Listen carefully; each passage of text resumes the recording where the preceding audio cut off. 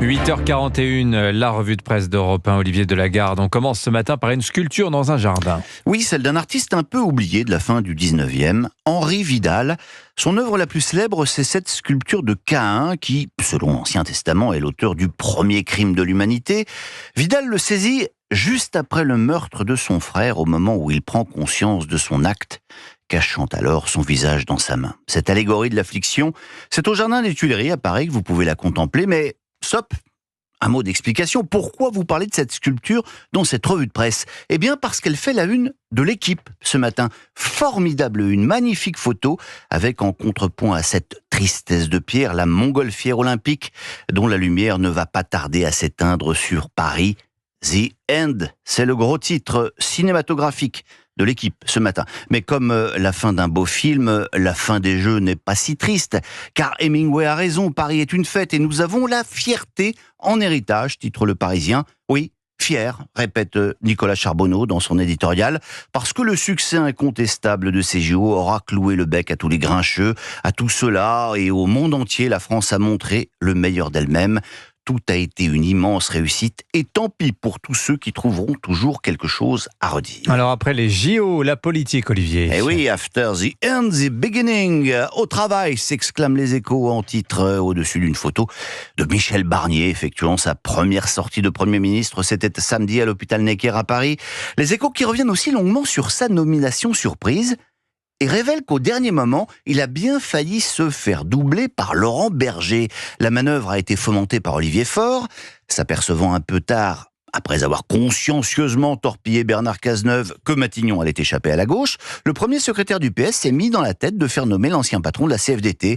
Sauf que Laurent Berger ne voulait pas. Aidé par François Hollande, ils parviennent toutefois à lui faire accepter l'idée d'une conversation téléphonique avec Macron. Puis, préviennent en urgence l'Élysée des possibles dispositions de Berger.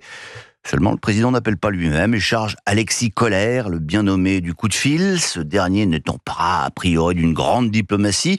Il lui balance d'entrée « Pareil que t'as envie d'être Premier ministre ?» Terminé, rideau. Barnier pouvait alors préparer son cartable pour Matignon. Ah, il est susceptible, Laurent Berger. Autre coup de téléphone, Olivier. Oui, celui-là a été raconté par le JDD hier. Jules Torres lève le voile sur des relations insoupçonnées entre les deux finalistes de la dernière présidentielle.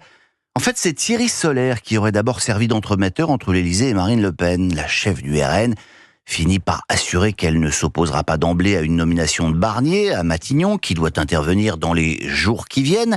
Mais le lendemain, le porte-parole du RN, Jean-Philippe Tanguy, se lâche en radio, traite Barnier de fossile, de type stupide, panique à l'Élysée, et c'est finalement Macron lui-même, cette fois, qui prend son téléphone. Il appelle Marine Le Pen, l'accord est scellé, pas de censure contre Barnier avant le discours de politique générale. La suite de l'histoire est à découvrir à la une de l'Opinion. Le Pen-Barnier, le jeu du chat et de la souris, c'est le titre de ce papier que signe Olivier Bacusa. Et dans ce jeu dangereux, le matou, eh bien c'est Marine Le Pen. Patte de velours à l'annonce de la nomination à Matignon d'un homme jugé respectueux, griffe à peine sortie pour signifier au Premier ministre qu'il est sous surveillance, et puis feulement les dents bien en évidence à l'évocation de cet automne. Quand on est dans l'opposition, en règle générale, on vote contre le budget, avertit une Marine Le Pen parfaitement consciente du rapport de force. Allez, on termine avec un président de la République. Oui, Georges Pompidou, qui a droit ce trimestre-ci aux honneurs de Schnock. Alors, Schnock, c'est une revue très troisième degré pour les vieux de 27 à 87 ans, comme elle l'annonce elle-même. Et le journal a eu la bonne idée, celle d'exhumer une interview de Pompidou, parue dans le Figaro littéraire en 1966. Et il faut bien dire qu'on est bluffé, 58 ans plus tard, par l'intelligence et la culture de ce président qui aimait tant l'art, les idées, et qui souhaitait qu'on arrête d'emmerder les Français. L'œuvre d'art, explique-t-il à Michel Roy, c'est l'épée de l'archange, et il faut qu'elle nous transperce. L'art n'est pas de la décoration, disons qu'il reste, comme l'écrivait Baudelaire, le meilleur témoignage que nous puissions donner à notre dignité.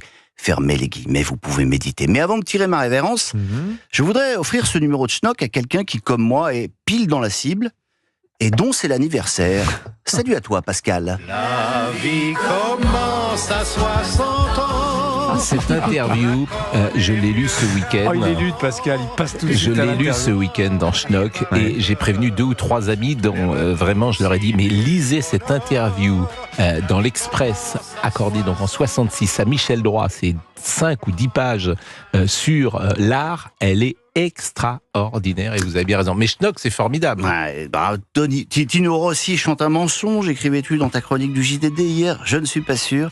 J'essaye en tout cas de m'en persuader, car je ne suis pas très loin derrière. Oui.